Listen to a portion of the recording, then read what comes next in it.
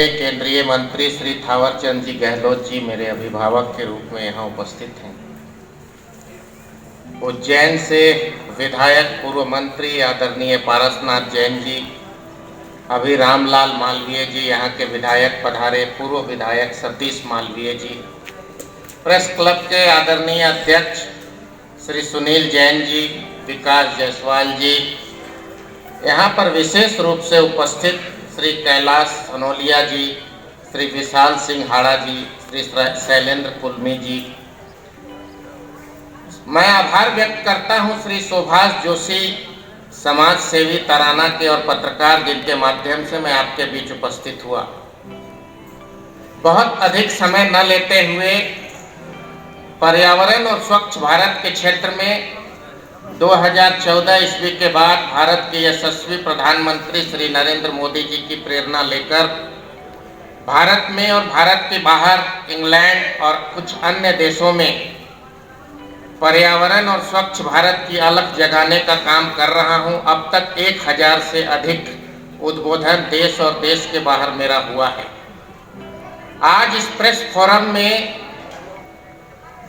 पत्रकारों की बात करनी आवश्यक है। मेरे पहले कुछ वरिष्ठ प्रबुद्ध बंधुगण पत्रकारों के बारे में बात कर चुके हैं। जो पत्रकारिता आज से 10 साल पहले की थी, उसमें आज विशेष रूप से परिवर्तन आया है। मैं एक बड़े भाई पुराने परिचित कुरैशी साहब का नाम लेना भूल गया था, मेरे श्रद्धेय हैं। जो पत्रकारिता 5 साल पहले थी, वो 5 साल के अंतराल में 14 से 20 के बीच में सोशल मीडिया की वजह से बदली है। और विगत दिसंबर 2019 में जब से चीन के वुहान शहर में कोरोना महामारी निकली, यानी कि पूरे 20 ईस्वी में पूरी की पूरी पत्रकारिता बदल गई है। कोरोना से कितने लोग हताहत हुए, कितने लोगों की मृत्यु हुई, यह 2020 का पहला विषय था जो हर व्यक्ति देखना चाहता था। आपके अधिकारों की बात आपके फोरम से उठनी आवश्यक है। जो सरकार, चाहे वो राज्य हो या केंद्र की सरकार हो, उसका निराकरण करे। आपके अधिकारों की बात की ओर ले जाना चाहता हूं। आज घर में बैठी हुई एक महिला अपने मोहल्ले की समस्या को फेसबुक में डालकर आपको वो मौका नहीं देती कि 12 बजे रात को आपकी लिखी हुई बातें अखबार के माध्यम से 1 बजे 2 बजे रात के बाद लोगों के घरों की ओर चलना शुरू करे। और सूर्योदय के बाद आप जब सबसे पहले आंख खोले तो अखबार में जो समाचार आप देख रहे होते हैं, उसे 1 दिन पहले कोई व्यक्ति, कोई बच्चा, कोई महिला फेसबुक के माध्यम से लेकर आता है। तो फिर आपके पास बचता क्या है? आपको क्या करना चाहिए? किन विषयों पर ध्यान देना चाहिए? जैसा कि भाई साहब बता रहे थे कि आपको खोजी पत्रकारिता की ओर जाना चाहिए। मैं जिन बातों की ओर आपको ले जाना चाहता हूं, और यहां से इंग्लैंड तक मैंने वो बातें कही है। पूरी सृष्टि आज खतरे में है। उसका कारण न तो सरकार है, न कोई विधि व्यवस्था है, प्राकृतिक संकट है। एक व्यक्ति ने दूसरे को छुआ, उसको कोरोना हुआ, उसको सांस लेने में तकलीफ हुई, उसके पेट में ऑक्सीजन नहीं गया और वो व्यक्ति, जवान व्यक्ति, हमारे बीच से उठ गया।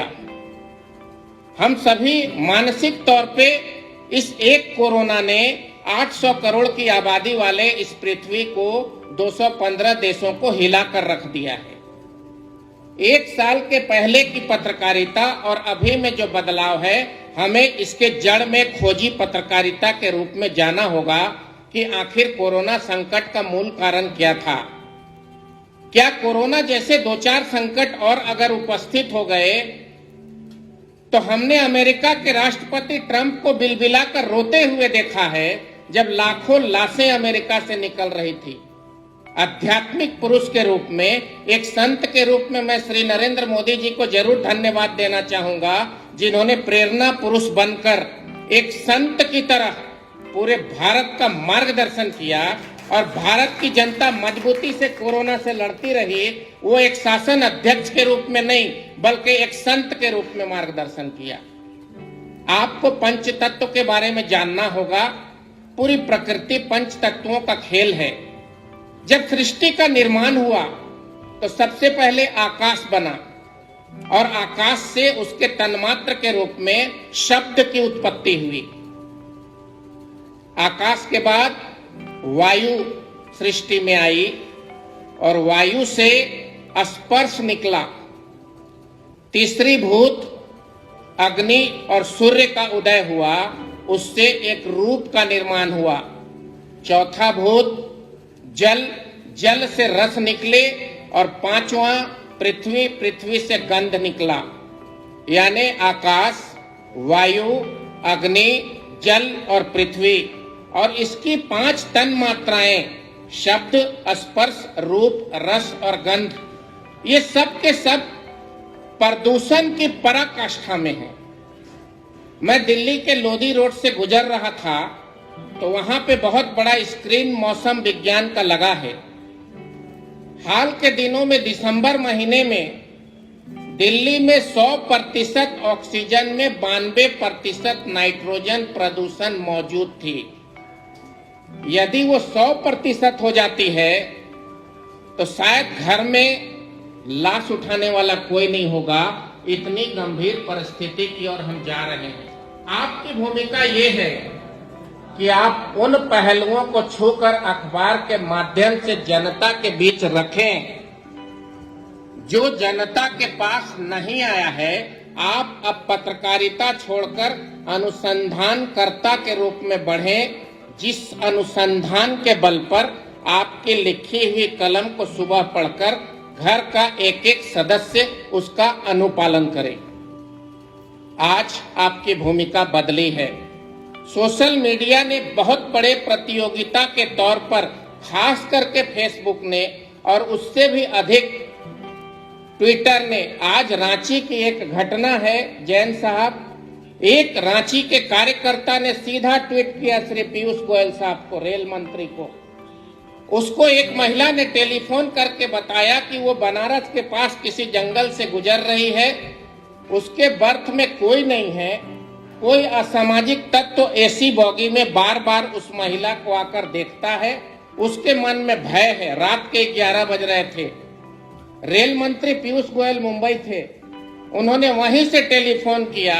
उस रेल में एक स्टेशन के पहले उसमें रोककर रेलवे के 12 बंदूकधारी अधिकारी मंत्री के आदेश पर 20 मिनट में प्रवेश करते हैं। कैबिनेट मंत्री 11 बजे रात को ऐसी भूमिका अदा करता है तो वो भी इसी सोशल मीडिया का परिणाम। अगर कैबिनेट मंत्री अगले दिन अखबार में पढ़ता तब तक तो कुछ और घटना हो सकती थी।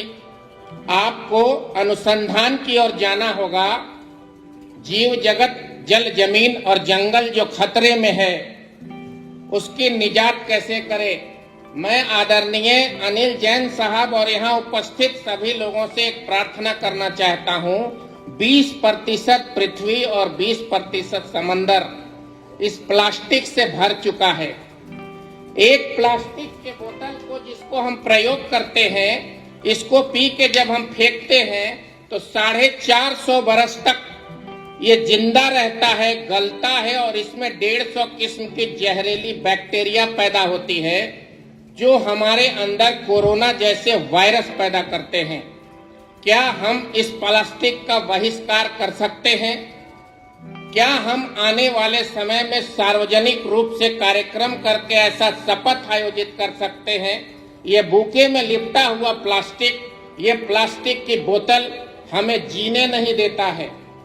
हमारे बीच जो प्रदूषण की पराकाष्ठा है उसको समझने की आवश्यकता है, व्यवहार में लाने की आवश्यकता है। यदि 55 डिग्री से अधिक तापमान हुए, ऑक्सफोर्ड यूनिवर्सिटी के भूमि विज्ञान में यह रिसर्च आया है कि 2030 आते आते अधिकतम तापमान पृथ्वी में 55 डिग्री तक हो सकती है और यदि 55 डिग्री तक तापमान हुआ तो आधे मनुष्य उसे झेल नहीं पाएंगे। हम एक ऐसे गंभीर संकट की ओर जा रहे हैं जिसमें प्रत्येक व्यक्ति को अनुसंधान करना होगा, सोचना होगा। आपके धन दौलत, पक्के का मकान, 5 सितारा होटल, फैक्ट्री सभी धरी की धरी रह जाएगी अगर इस तरह की प्राकृतिक आपदा रोज बढ़ती रही तो। वर्तमान समय में मैं लगातार पिछले 6-8 महीनों से देश विदेश के जर्नल का अध्ययन जब कर रहा हूं तो ये पाता हूं कि आने वाला समय 2020 से ज़्यादा घातक होने वाला है, प्राकृतिक दृष्टिकोण से, सृष्टि के दृष्टिकोण से। पॉकेट में पैसा कमाना पत्रकार का भी कर्तव्य है, किसान का भी कर्तव्य है, मजदूर का भी कर्तव्य है। धन उपार्जन आवश्यक है, लेकिन प्रकृति को बचाना उससे ज़्यादा आवश्यक है। इस विषय में ज़्यादा समय न लेते हुए यहाँ पर उपस्थित सभी श्रद्धेय महानुभावों का अभिवादन अभिनंदन करता हूँ। प्राकृतिक घटना को हम कैसे कम कर सकते हैं, कैसे पर्यावरण की समस्या को दूर कर सकते हैं, आप गंभीर चिंतन करिए, अपनी भूमिका सुनिश्चित करिए। प्रत्येक व्यक्ति जब ठान लेगा तो निश्चित तौर पर भारत मिलजुल कर काम करता रहा है, प्राकृतिक आपदाओं से लड़ता रहा है। हम प्राकृतिक संकट को आने से रोक देंगे। इतना ही कहते हुए आप सबका प्रेस क्लब में उपस्थित सभी महानुभावों का अभिनंदन करता हूं, वंदन करता हूं। नमस्कार, जय हिंद, वंदे मातरम।